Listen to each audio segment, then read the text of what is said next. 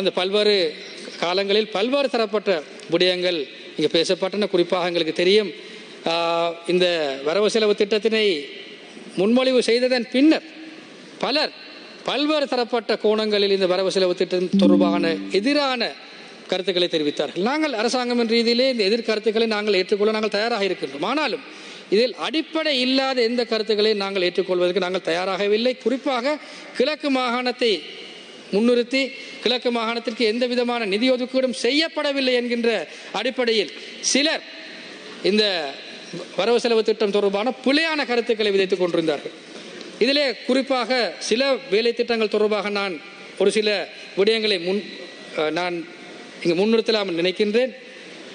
Trincomalee campus 400 million rupees, construction of ETU buildings, Trincomalee Ampara hospitals 600 million rupees per 300 million per hospital, construction of quarry at Dockyard Trincomalee 1500 million, construction of building in Swami Vipulananda Aesthetic Institute of Batiklo 300 million, cardiology unit with cath lab at DGH Ampara 200 million, rehabilitation of Ampara Uhana Mahaoya Chenkaladi Junction, improvement rehabilitation of Lunugala Bibile Road 2714 million, establish 1000 rainwater harvesting tanks covering northern province, northern central province, northern western province and Ampara districts of eastern province 50 million, completing the resettlement of persons displaced due to the conflict in northern and eastern provinces 6759 housing units. So for that 3500 million, preparation of master plan for development eastern western provinces and Hambantota district 215 million, fisheries community development in northern and eastern provinces 50 million. Building complex for faculty of healthcare science eastern university 2400 million, development of infrastructure facilities and facilitate research activities in Eastern University of Sri Lanka 250 million, development of infrastructure facilities and facilitate research activities in Southern Eastern University of Sri Lanka 400 million. மேலும்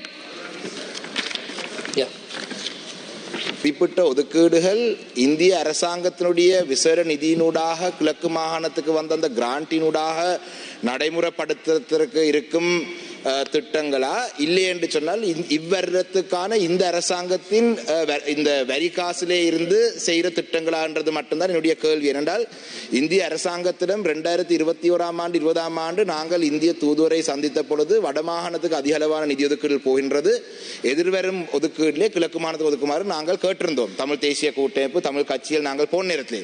அப்ப என்னுடைய கேள்வி என்னென்றால் இது இந்த இந்திய அரசாங்கத்தினுடைய நிதியினூடாக வந்த ஒதுக்கீடுகளை நீங்கள் பங்கீடு செய்த பட்டியலை வாசிச்சீங்களா, இல்லை என்றால் இலங்கை அரசாங்கத்தினுடைய நிதியிலே வரவு செலவு திட்டத்திலே இந்த வரி காசு வந்தான்றது மட்டும்தான் என்னுடைய அந்த தெளிவுபடுத்துமாறு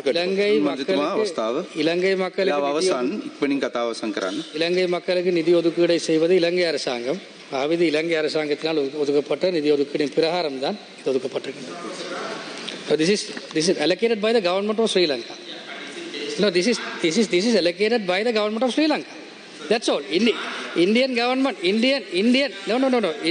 government cannot allocate budget for Sri Lankan people. No. This is allocated by the government of Sri Lanka to the people of Sri Lanka.